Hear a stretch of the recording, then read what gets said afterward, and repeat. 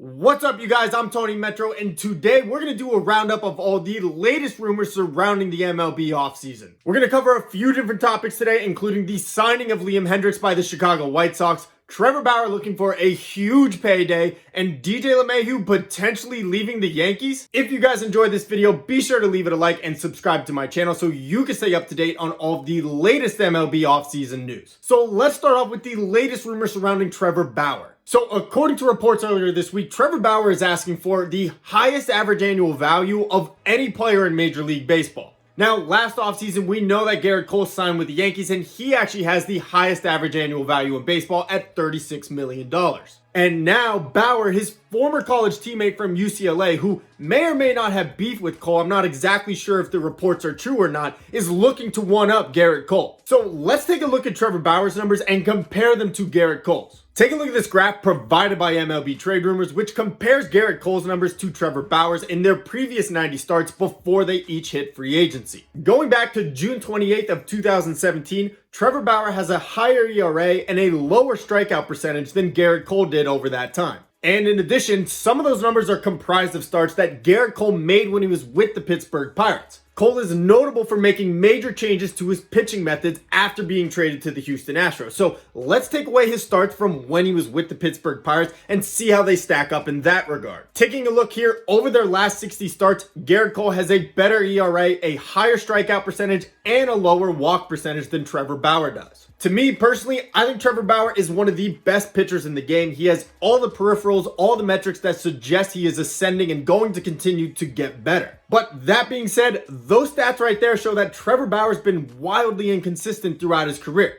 whereas Gerrit Cole has been excellent since leaving the Pittsburgh Pirates and joining the Houston Astros and then the New York Yankees. So Trevor Bauer's older, he's less consistent, and in almost every time frame, he's put up worse numbers than Gerrit Cole. For those reasons, along with the revenue losses all around the league, I just don't see any world where Trevor Bauer is going to exceed Gerrit Cole's average annual value in his new contract. It's possible that a desperate team signs Trevor Bauer for, say, 2 years and $80 million, and he's getting $40 million a year. But honestly, I don't see that happening. I think it'd be a bad move for a team, and I think it'd be a bad move for Trevor Bauer. In my opinion, coming off a Cy Young year, the wise move for Trevor Bauer would be to take the safe road, get a long-term contract, regardless of the average annual value. Earlier this offseason, I thought Trevor Bauer might only get $150 million, but I'm going to up that a little bit. I'm going to say Trevor Bauer gets a contract somewhere around 7 years and $175 million. Next on the docket, we have Liam Hendriks signing with the Chicago White Sox. The White Sox and Hendriks agreed to a 3-year deal worth $54 million, which was a record-breaking deal for a relief pitcher. Over the last 2 years, the 31-year-old closer has been one of the best relief pitchers in all of baseball. In that time, Hendriks has a 1.79 ERA, a whip of 0.89, and 39 saves. And over that time frame, in 110 innings, Hendriks has struck out 161 batters. So there may have been some confusion about this deal. I know personally that I wasn't exactly sure how it works, so let's get into that real quick. The deal between the White Sox and Hendriks is worth a guaranteed 3 years. Over that time frame, the White Sox will be paying Hendriks $39 million. But in the 4th year, there's a $15 million team option or buyout for Hendriks' contract. So the contract is worth a guaranteed $54 million, but if the White Sox want to move on from him in 2024, they can do so by simply cutting him. And in addition, this also makes me 0 for 2 on my free agent predictions for this offseason. I suck.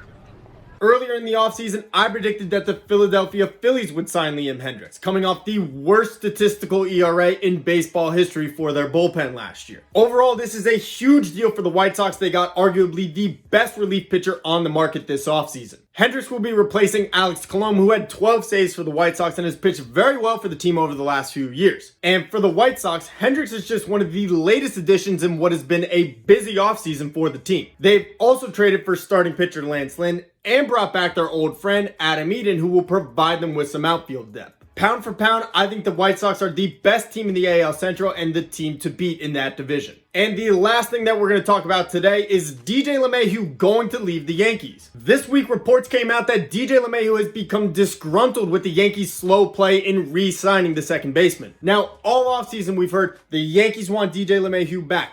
DJ LeMahieu wants to go back to the Yankees, but the two just can't seem to find a middle ground. So earlier this week, it was reported, supposedly at least, that DJ LeMahieu has instructed his agent to reach out and re-engage with teams that have expressed interest in him this offseason. Now, that includes teams like the Blue Jays, the Dodgers, the New York Mets, as well as the Atlanta Braves and the St. Louis Cardinals, who even showed some interest earlier this offseason. But me, personally, I am steadfast in my thought process that DJ LeMahieu will be wearing pinstripes again next season. He's consistent, he's durable, and he's versatile in the field, playing multiple positions, and he's a great fit for almost any team in the league, but no one more so than the Yankees. And not to mention that DJ LeMahieu is a huge fan favorite in the Bronx, and there would be a big storm brewing if they let him walk to another team. Being a New Yorker and a Mets fan, I think I have a good pulse on the Yankees fan base, and I can tell you that there will be major outrage if they do not re-sign DJ LeMahieu. Can you imagine the feelings of Yankees fans if DJ LeMahieu signs with the Blue Jays and they have to play him 19 times a year? Or possibly even worse, if he signs with the crosstown rival New York Mets, who right now, everyone's touting as the new rich New York team. Honestly though, I just don't see it happening. I know DJ LeMahieu is 32 years old and the Yankees don't want to go to a 5th year, but I think they're going to find a middle ground and make it happen. A 4-year deal worth maybe $90 million should get it done in my opinion. In this deal, LeMahieu gets a contract through his age 36 season and will be getting paid approximately $22.5 million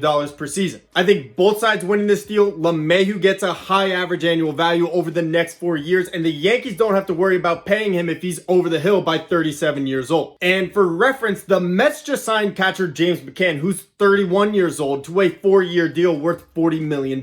So for LeMahieu to get 4 years and $90 million at 32 years old, I think that's an absolute bargain for the Yankees that they have to jump on if it's possible. Just like I said in my video earlier this offseason where I predicted where the top free agents would go, I believe that DJ LeMahieu will sign with the New York Yankees. So what do you guys think? Will Trevor Bauer get his wish and get the highest average annual value of any player in baseball? Are the White Sox the team to beat in the American League Central now? And what team will DJ LeMahieu sign with this offseason? Thank you guys for watching. I have been your host, Tony Metro.